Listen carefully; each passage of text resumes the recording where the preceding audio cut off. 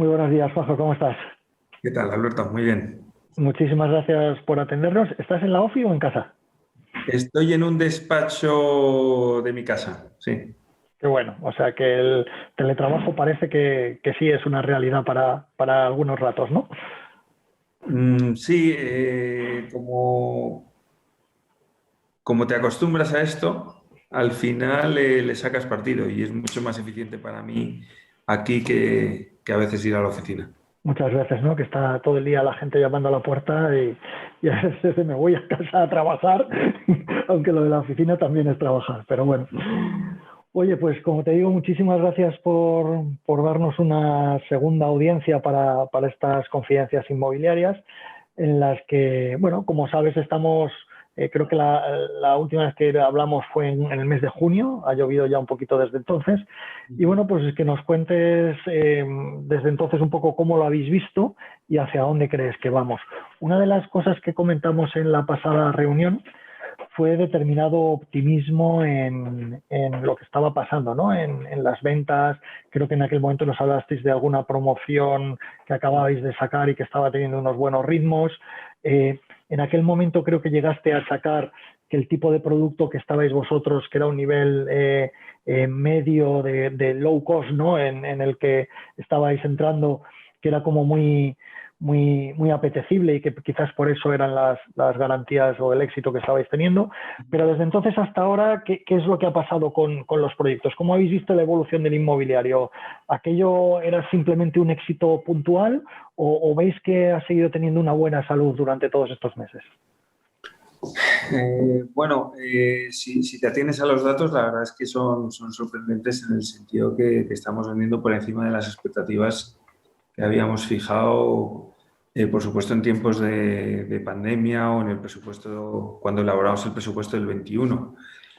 Pero es aún más sorprendente si lo comparas con el año prepandemia, porque estamos alcanzando volúmenes por encima del año 19 o 18.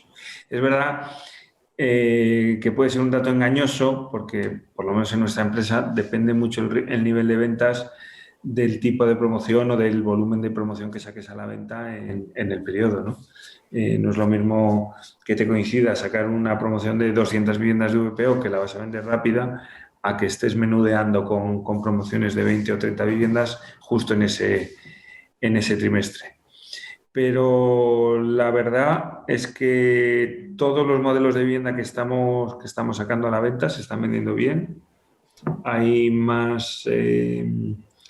se dan más informaciones que nunca, se están haciendo más contactos que nunca y parece que la gente sigue pensando en su vivienda como eh, algo más importante que lo que era, te diría, antes de la pandemia. Te voy a hacer una pregunta capciosa, Juanjo. Cuando hablo con todos vosotros, muchos me comentáis efectivamente que os está sorprendiendo esa buena marcha, ¿vale? Por el otro lado, parece que se habla que el volumen de viviendas que estamos sacando, y parece que todos estamos de acuerdo en que los proyectos se van sacando un poquito más con cuentagotas, no quizás con la misma mano ancha que era en 2019. ¿Cómo se conjuga? Hay menos proyectos, pero vendemos más. Me explico.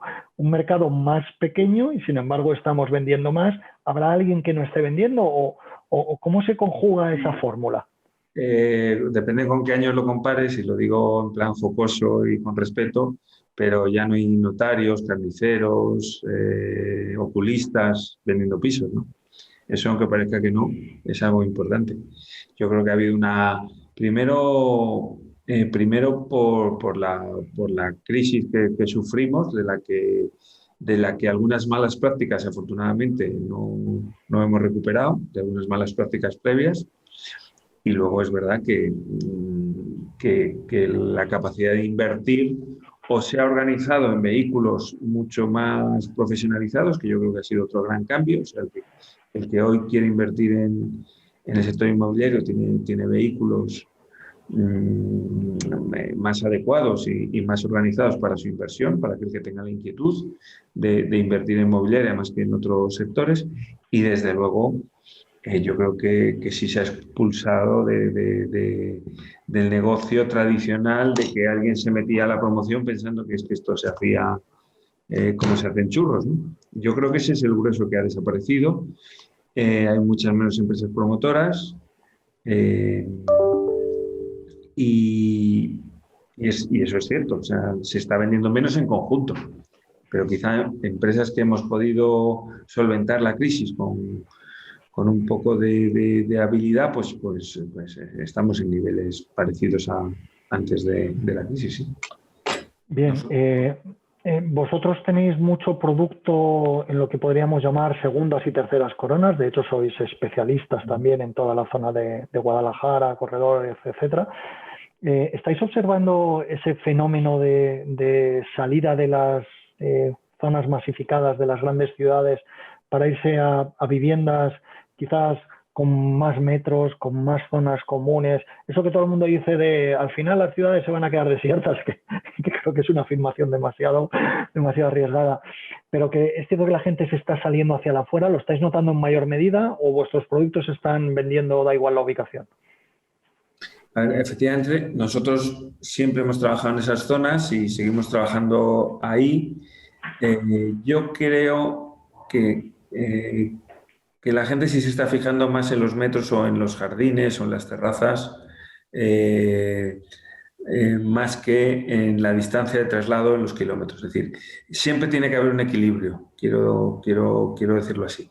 Pero es verdad que ahora puede que a la gente le pese un poco más el tener un jardín de 200 metros que tener 15 kilómetros más. Porque ya no va todos los días a casa o porque está viendo que los atascos son menores, con la conciencia de que estas medidas de restricción, el teletrabajo, van a cambiar algunas cosas. Yo creo que están viendo con mejores ojos la distancia. Lo que no creo es que esté habiendo una desbandada de Madrid no sé, a Guadalajara, por decirte un sitio donde nosotros estamos. No creo que haya una desbandada. Bien. Creo que la gente que está buscando piso, que está queriendo mejorar, pondera más, insisto, los metros cuadrados, las zonas comunes, las parcelas, que la distancia. Un poquito más ahora que la distancia. Pero no hay un éxodo, yo no veo... Estamos vendiendo bien, pero no hay colas de gente en las casetas. Bien, desde el punto de vista de nuevos proyectos, ¿qué estáis haciendo con los nuevos proyectos? ¿Estáis obteniendo facilidad a la hora de financiar? Aquello que decíamos que parecía que las condiciones iban a endurecer se ha producido, ya no, tenemos mayores exigencias por parte de las entidades financieras y desde vuestro punto de vista en cuanto al lanzamiento de proyectos, ¿estáis cumpliendo aquello que pretendíais o estáis por encima o por debajo? Si no cojo la lupa, en general vamos bien. Es decir, siempre vas a encontrar proyectos que se han retrasado por una u otra causa o financiaciones que te ha costado un poquito más que otras financiar por determinadas circunstancias o porque la valoración del sitio para la entidad financiera es un poco peor de lo que tú consideras, pero digamos si cojo la lupa. En general, yo creo que vamos dentro de unos ratios razonables. Para mí es razonable el endurecimiento de las condiciones financieras, que el compromiso del promotor vía recursos propios invertidos sea mayor, incluso que los tipos poco a poco pues van subiendo. Yo eso lo veo dentro de un contexto normal y razonable que permite una actividad industrial como la nuestra y funcional. Entonces no veo grandes alarmas, a pesar de que, bueno, que duda cabe que asuntos como la fusión de Bankia y Caixa pues tiene un impacto inmediato, que es que tenías dos entidades que forman una parte importante, yo creo que del pool de todas las promotoras y que ahora son uno. Pero en fin, en general yo no lo veo conflictivo ni complicado. Bien. Echando un vistazo al futuro, desde el punto de vista del tipo de producto que tenéis, que es un producto con no sé si llamarlo low cost, sino con costes ajustados, ¿no? Uno podría pensar que ese tipo de clientes son los más afectados por los famosos ERTEs y por estas problemáticas. ¿Cómo estáis viendo el comportamiento a la hora de escriturar ¿Cómo prevéis que vaya a afectar este tema a las futuras escrituras que tenéis o futuras entregas de llaves? ¿Creéis que habrá que compensar algunas caídas de clientes o estáis viendo un cliente sano en ese aspecto? Estamos prácticamente con los mismos ratios de escrituración que estábamos antes de la pandemia. No estamos teniendo un problema de escrituraciones. Es un tema curioso porque efectivamente si tiras de los datos más macro, ¿no? de paro, de gente en el ERTE o tal, cabría entender que va a tener un impacto en la gente que está involucrada en la vivienda, pero no tengo una gran explicación de por qué no está ocurriendo, pero no está ocurriendo. Es algo además que... Hay un razonamiento que ni siquiera sé si es correcto o no, pero el perfil de cliente que nosotros tenemos, la apuesta de compra de vivienda, ese 20% de los 180.000 o 200.000 euros que le pueda costar la vivienda, representa mucho más en su economía probablemente que para alguien que se compre una vivienda de 2 millones de euros y pierda 200.000 de señal. Quiero decir que en eso la proporcionalidad de lo que pierde alguien que compra una vivienda barata es mucho mayor. No sé si me explico.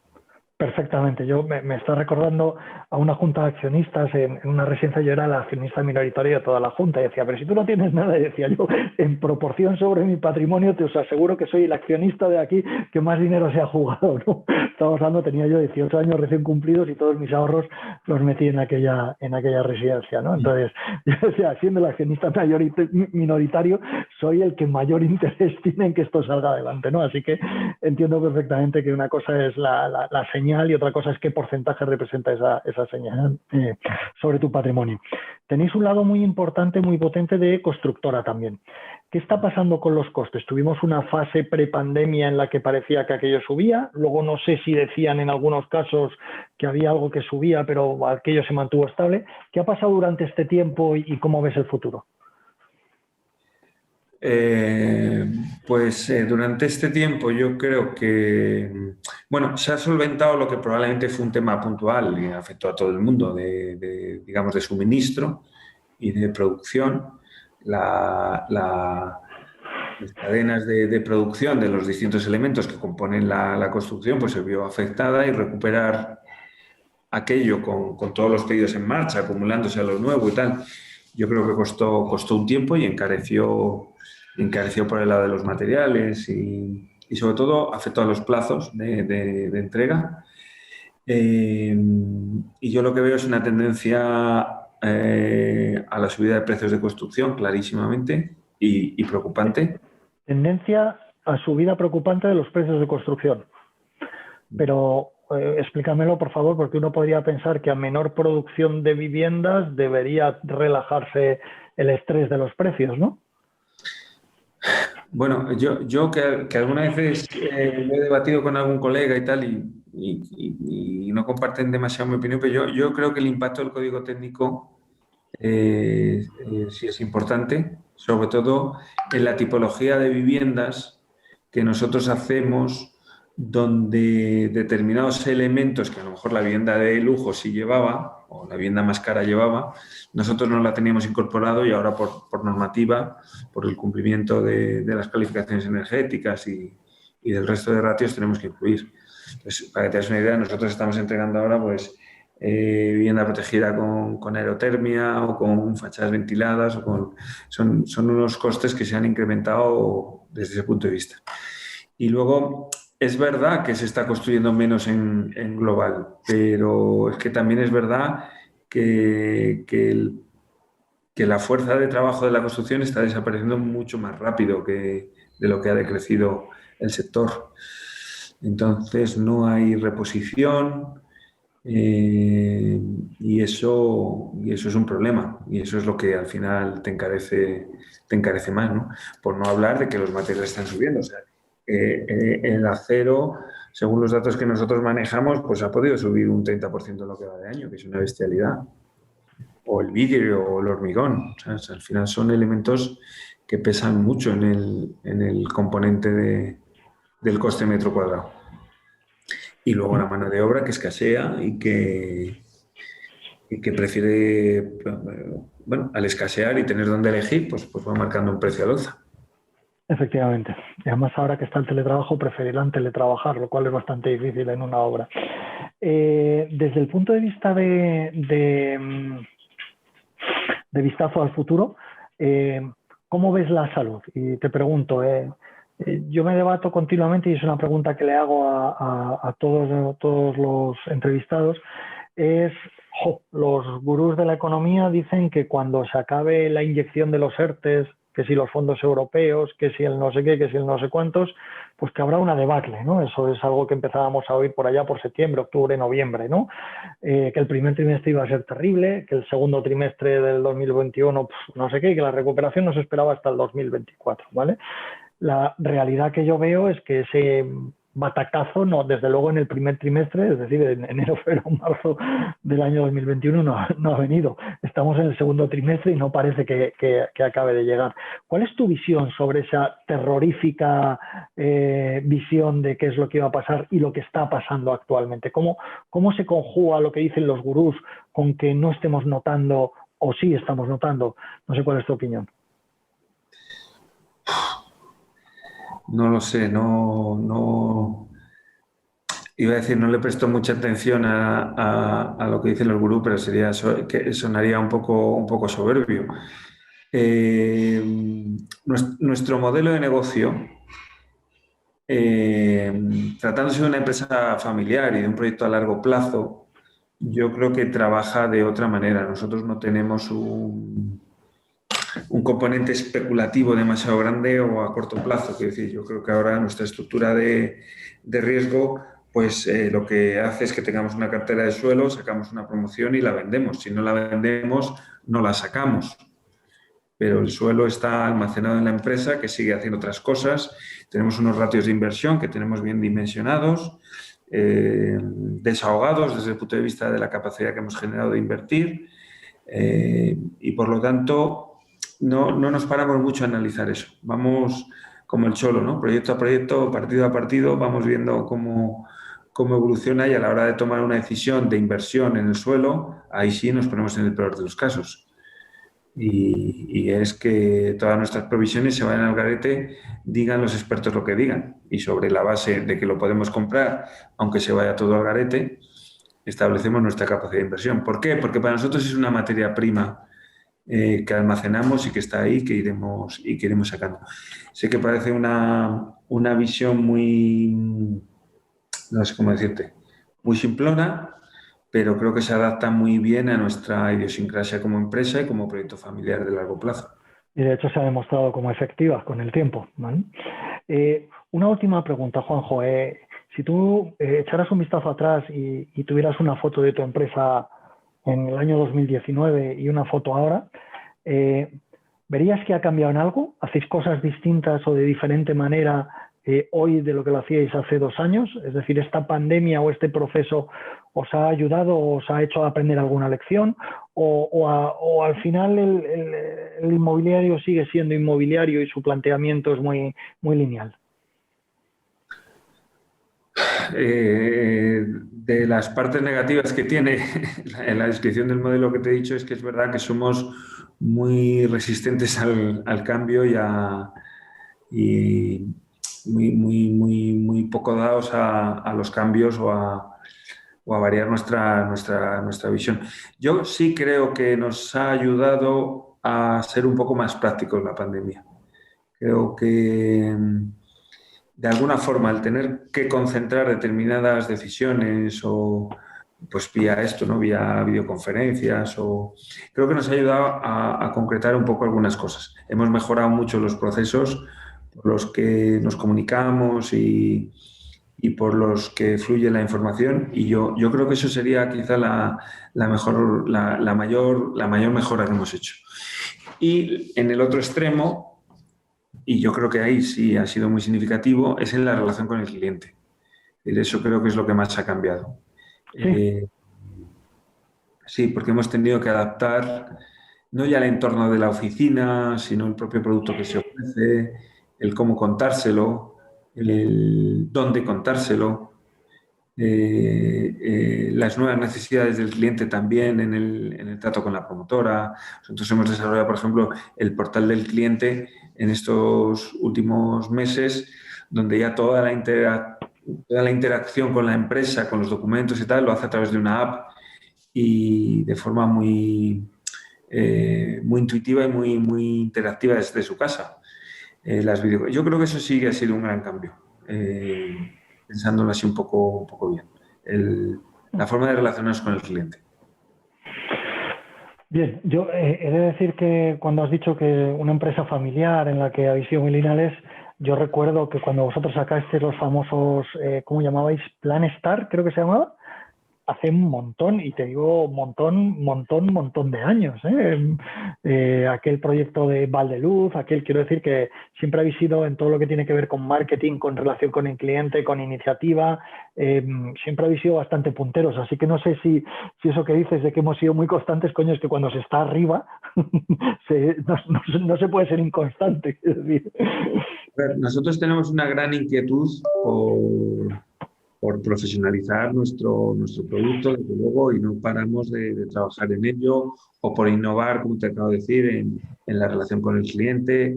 En eso yo creo que no tiene tanto que ver con el espíritu de empresa familiar, sino con la interiorización de que tu oficio está enfocado a la satisfacción del cliente.